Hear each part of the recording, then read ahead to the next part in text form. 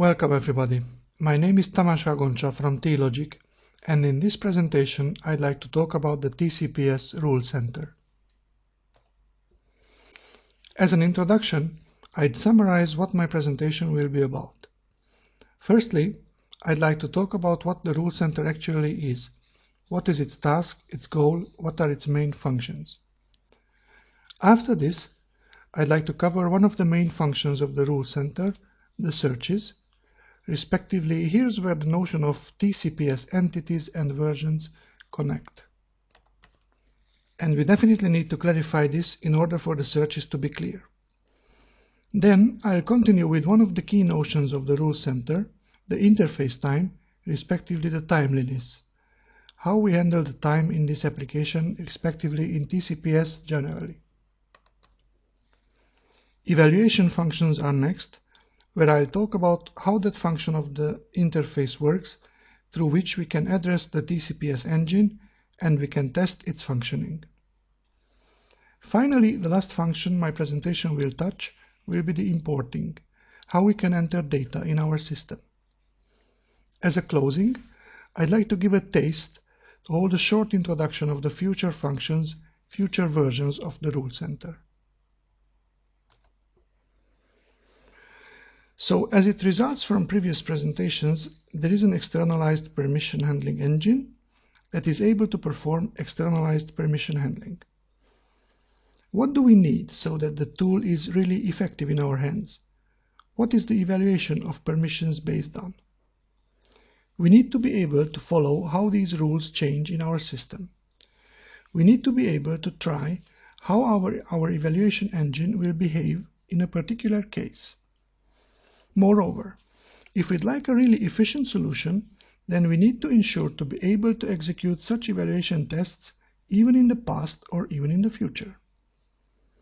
If we can say this about our system, then we can say that we perform an efficient externalized permission handling.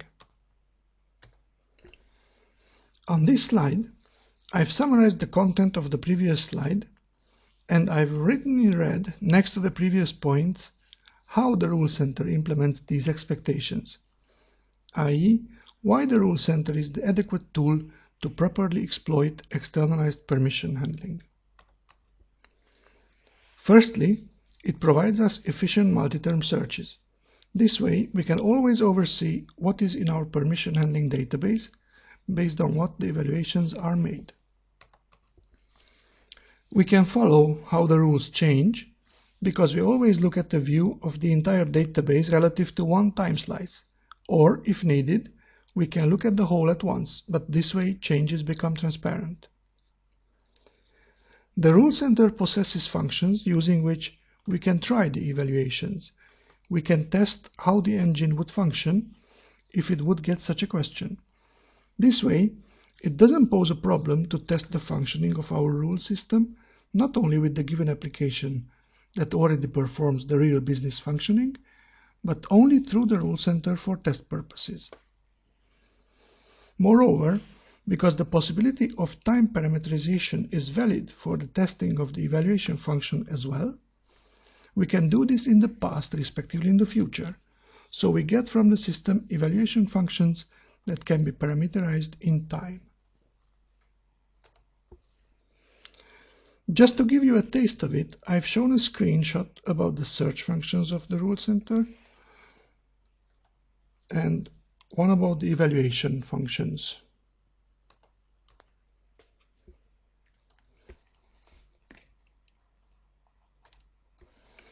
On the first one, we can see the search box on the left side, where we can enter the parameters for the individual searches. In the middle, under the menu, there's the operative time, also called interface time. This is the key player where we can centrally set timeliness in our application. Thus, which is the time that we will work with, but we will cover this later. Respectively, under the operative time, there are the search results. Here we can see as appropriate the results of our search. We can pagine it, we can sort it, and we can reach various other functions from this list that we will also cover during the presentation. A very similar structure expects us on the evaluation interface. Here on the left side, we find a box as well, similar to the search box, where we can indicate what functions we want to use. Respectively, we can also perform their parameterization. Then, after this, we'll get back a list that resembles the result list. Or, in particular cases, just one value if the given function returns only one value. Here on this figure, you can see a similar example where the isAllowed call happens, which receives in the present case a false return value from the system. This can be an absolutely perfect functioning, since in this case, we've called an isAllowed method in a way that we've provided one single action code and no context parameter. Thus, if the request were allowed in this case, then our set of rules would probably be incorrect.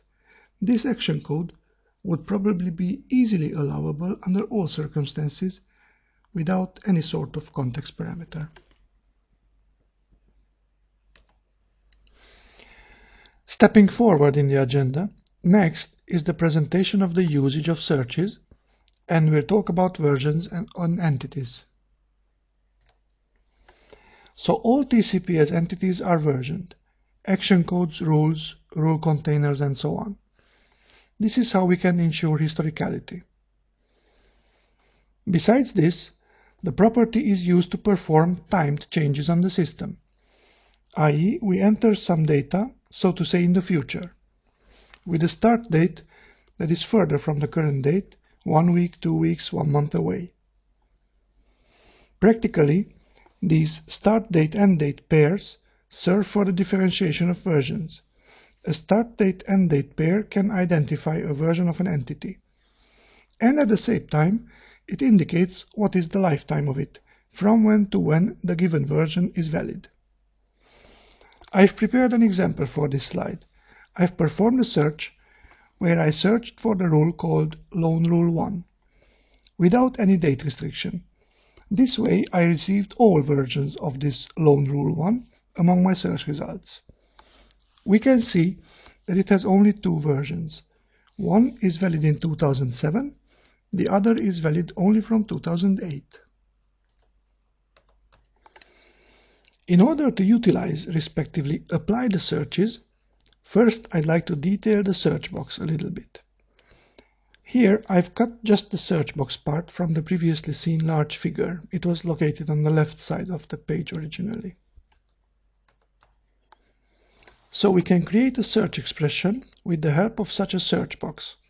It is very important to know here that we can use the asterisk characters in these expressions that are wildcard characters. The location of an asterisk may contain 0 to any number of characters. From the operators as well, we can choose not only the equal sign, but the non-equal to.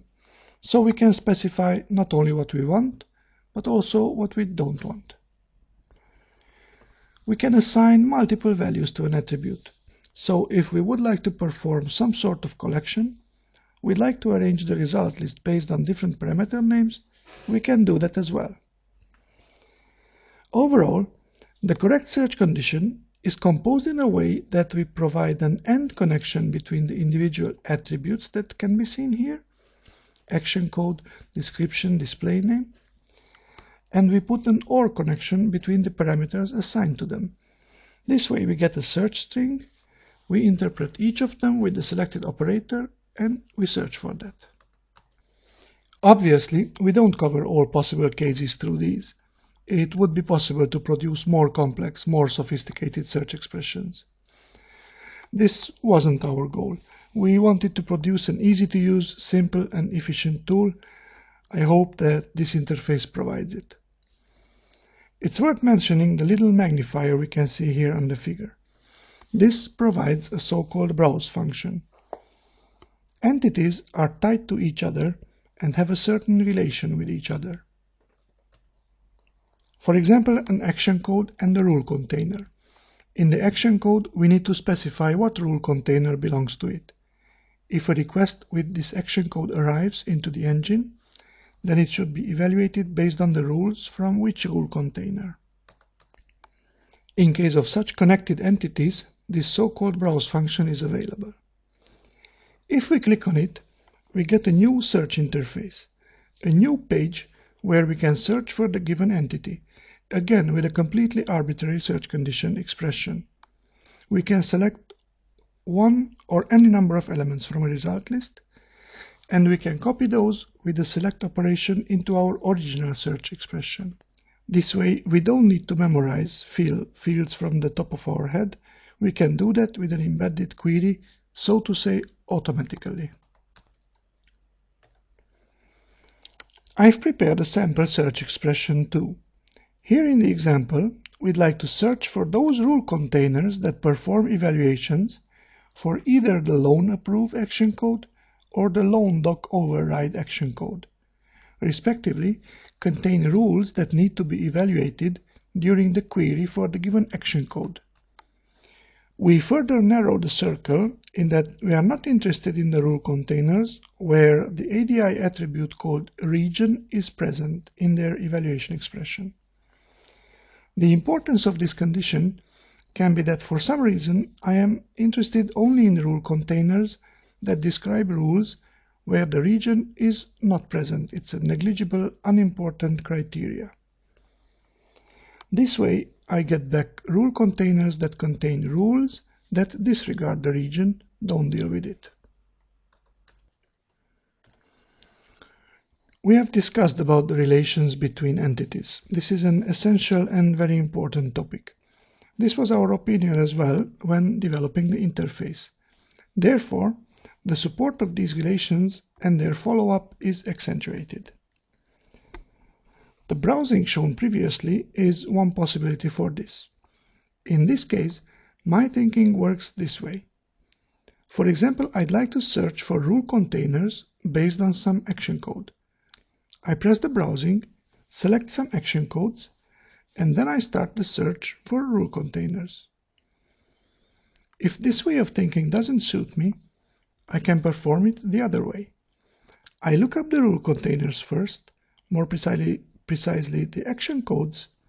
I mark those action codes in my result list that are interesting for me, where I am interested in the rule containers related to them, and then I say show related rule containers, as a result of which the list of rule containers related to the selected entities is displayed. The figure here shows a rule container result list. Implicitly, it has buttons show related action code, respectively show related ADI attribute, since it is in relation with both entities.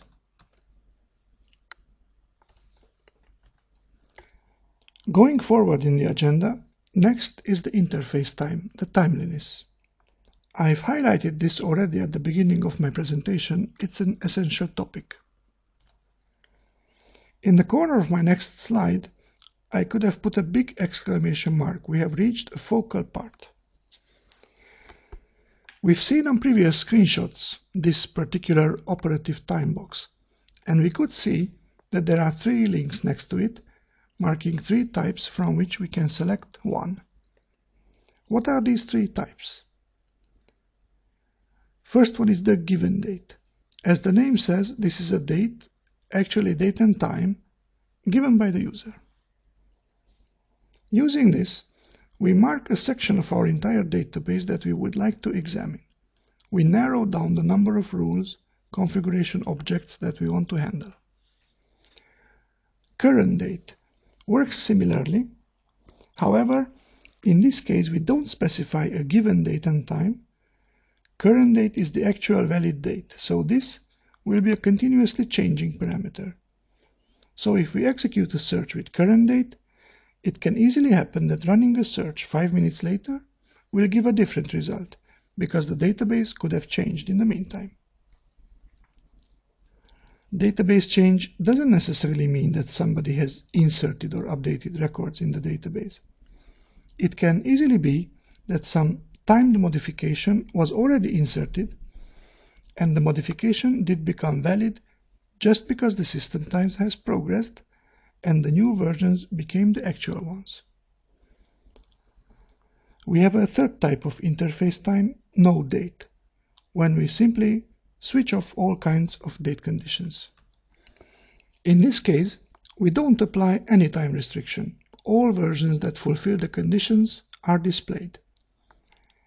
This can be very useful for examples in cases when, as I've shown on a previous slide, we'd like to collect the versions of an entity for a particular entity. In this case, we can perform a search that, for example, for an action code, we enter the given code for which we want this list displayed. Then we start the search with the noDate parameter. Correspondingly, we will receive the version list of this code.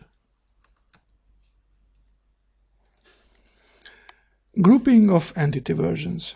This is a fairly simple topic and easy to understand. Still, it's worth highlighting because our TCPS system, and as a result our rule center, builds very strongly and very significantly on timeliness. So we call an entity past entity if its end date is before the actual time. Current entity if the actual time is between its start and end dates. Attention, this is not necessarily always like this. We have cases when we don't specify the end date, we put null. In such a case, if we don't have an end date, this signals an entity that expires in the infinity, i.e. never expires. Obviously, such an entity is considered current in all cases when the system time has passed the start date. And obviously, we call a version a future entity when the start date is a future date, i.e. the system time is before the start date. We can formulate restrictions, properties related to entity versions. These provide a lot of help in understanding them as well. It is important that a given entity can have 0 or 1 valid versions at any point in time. With this, we have covered that there cannot be overlaps between individual versions for an entity. Another important property is that there can be holes in the life cycle of a given entity during its lifetime, i.e., an entity can be temporarily terminated. We don't prescribe such a criteria in TCPS that in such a case a new entity needs to be born. And this can be a very practical thing, since we may need to temporarily switch off certain rules or sets of rules. For example, if maintenance is performed on a given system, or it isn't functional for some reason, we wouldn't like the users to be able to access the system from this interface during this time. We revoke the permission from them. Then, when the maintenance is over, we grant it again and everything can go on. This way, this doesn't require creating new rules in the system, just the temporary termination of old ones. It's important to continuously highlight historicality, since this is a basic element of our TCPS system. Historicality practically means that history cannot be changed. This means that there is no way we can change a past entity. Besides this, it means as well that for a current entity, we can change at most its validity period, obviously only in a way that we can, so to say, pull it back, at most to the current time, or we can extend it as we wish or even delete it. Since if we changed any other attribute of a current entity, then we'd change the past immediately, because even if the entity was valid for only 2 seconds in the present, somebody could have queried it, and based on that, the engine could have made an evaluation. Say it authorized an operation. So if this changed afterwards, our data wouldn't comply with the audit purposes. We couldn't repeat this call later. Unlike the previous ones, future entities can be changed arbitrarily, of course. There it can easily happen that we perform a test query, then we perform another similarly parameterized one, and we get completely different results, because the entity has changed in the meantime. This is not a problem. For future entities, we don't require that they stay unchanged.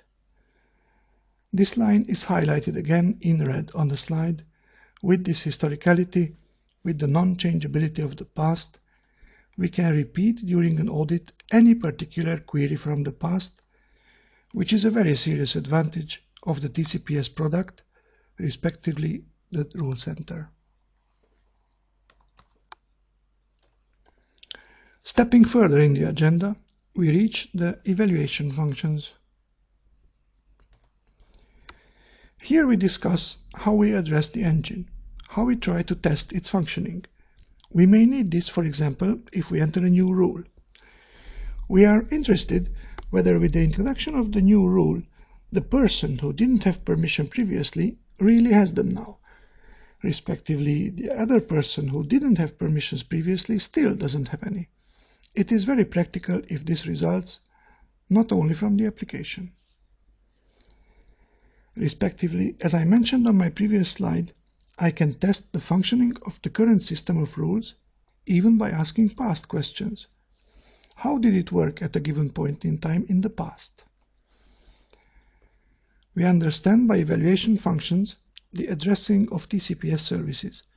Just as a refresher, I'd list again what these services are.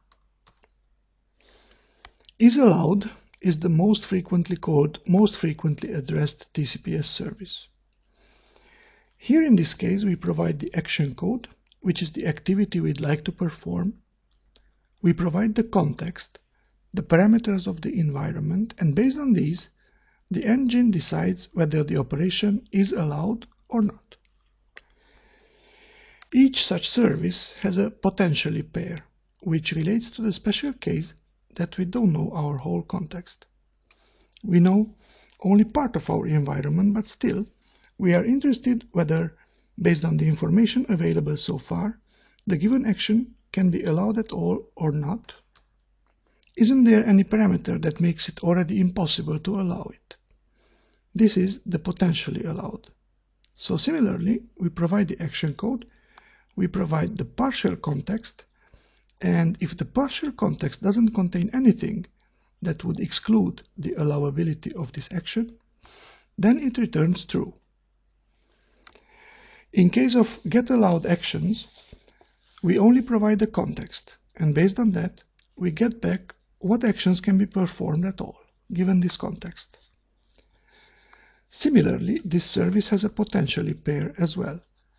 We have a partial context, we know only partial information, and based on this, we'd like to ask the engine, if we know this much about our context, what are the actions that are not excluded yet? We may need such information from the engine that we'd like to find out if we want an action to be allowed or stay allowed. What are the possibilities regarding the filling of an attribute with values? The getAllowedValues function serves this purpose. We provide the full context except for one single attribute, and we provide an action code as well. And as a response, the engine returns a list of values for which this action code will be valid, i.e. allowed. Obviously, if through our context we already excluded the possibility for the action code to be allowed, then we'll not get back any single value. The potentially pair is again similar. What are the attribute values we can use to fill our attribute so that, given the already existing partial context, we still don't spoil the allowability of our action code?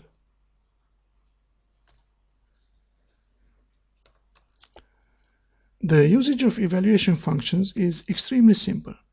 Those who have some experience with creating search expressions will find it even more handy. In the eval settings box, similarly to the searches where we can select the entity type, here we can select the corresponding function. Based on this, the parameters of the given function appear. This is what we need to fill, and after that, using an invoke call, we can call the given function in the engine. It's important to highlight that there's a browse function here too, so we don't need to type unnecessarily.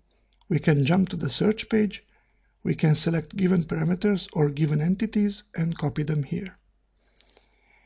If we have done this, then as you have seen on an earlier slide, the results of the query appear. In the present case, making the example a little more concrete, we would have liked to query our engine regarding a loan approval action where the loan amount is 15 million Hungarian forints, and all we know about the context is that it's a residential loan group that would like to perform this operation. For some reason our engine hasn't allowed it. It may be that the 15 million HUF value limit requires the approval of some more serious group, and the simple residential loan group doesn't have permission to authorize, respectively approve such cases. The interface provides a very important additional function related to evaluations. It does return not only the service results, in a particular case whether the action is allowed or the list of action codes, but also the rules based on which the engine has allowed. This can be a very useful function, because think of the case that we experience in our system that a given user XY does have permission to this and this, although she shouldn't have permission. Now, if we don't have such a function, we are forced to sit down in front of our system and we start looking at those rules based on which the permissions are evaluated, and we try to find the rule that has a problem. We delete that from there and then sit back in front of the application and check whether the problem is fixed. Using the rule center, the situation is much more simple, since here it's enough to simulate this request on the evaluation interface, hand over the corresponding context parameters, invoke the simulation, the service. In its response, it will return not only the response to the question, for example, is allowed or not, but it will display the rule itself. So based on this, we immediately know which is the problematic rule. We can delete it, close its end date, or we can create another one in its place. It's an additional comfortable function that the displayed entities, for example, if we query action codes, then the action codes respectively, besides that the rules based on which the evaluation has been performed, all of them can be copied into the search box as well, so they are reusable and further searches can be performed there.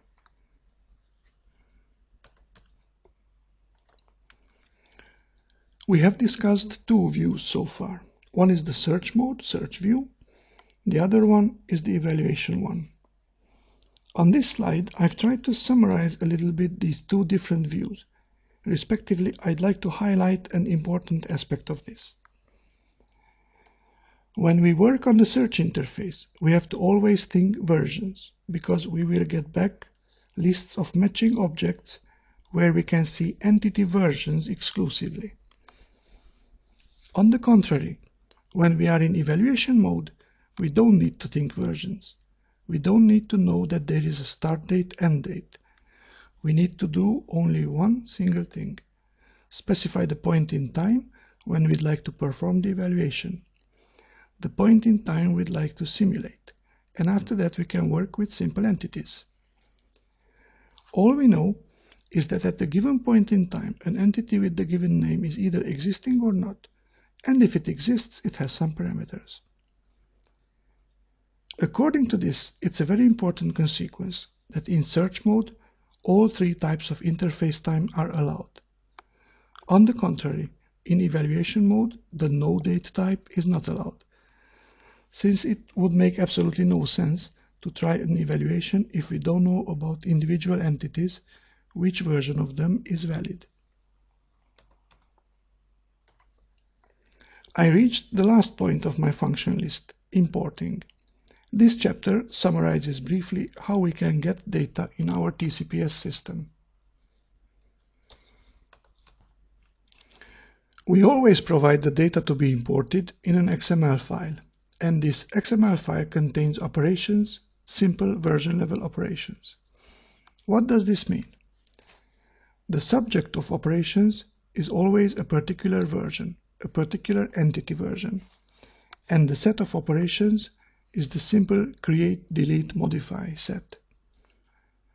This is our possibility to assemble such a file, obviously based on a given syntax, and to upload this into our system with an import call. Why is it important that importing is at version level?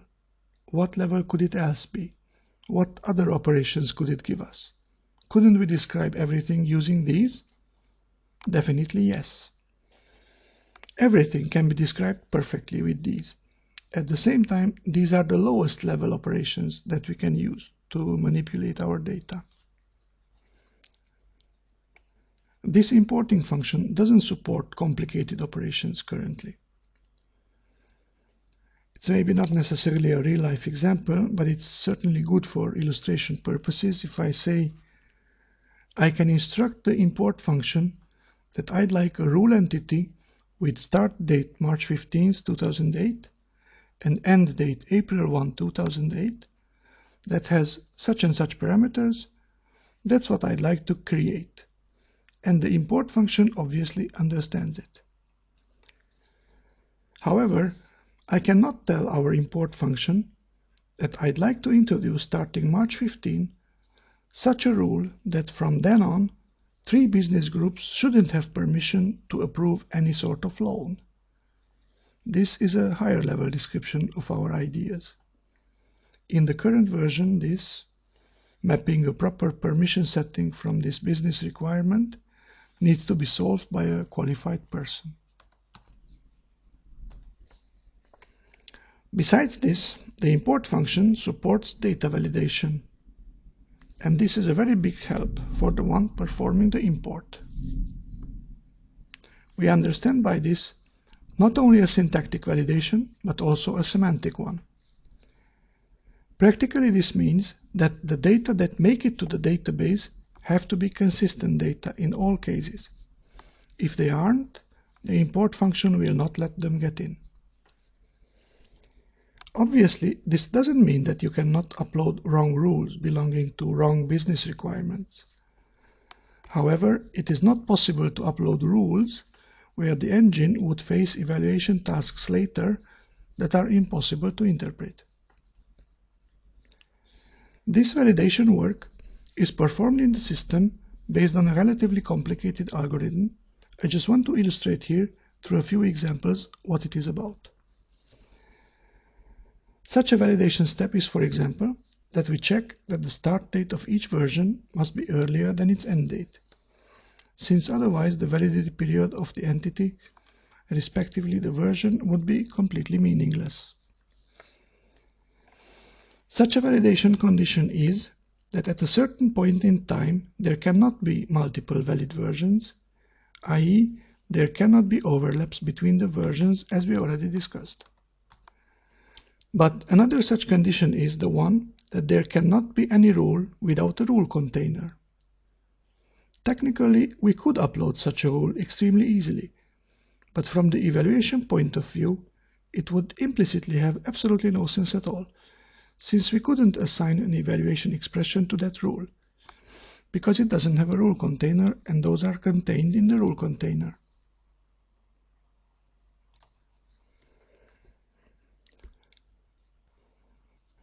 Following the agenda, we've arrived to the last point, where I'd like to share a few thoughts about enhancement plans, respectively future functions of the rule center. Such a plan is currently the inclusion of report generation functions into the application. We are already able to perform audit type queries in it currently. However, the rule center is not yet capable of generating complex reports. This would be a very useful thing for the automated creation of a complex audit report. It's among our future plans too to provide a high-level management of the synchronization tasks between environments.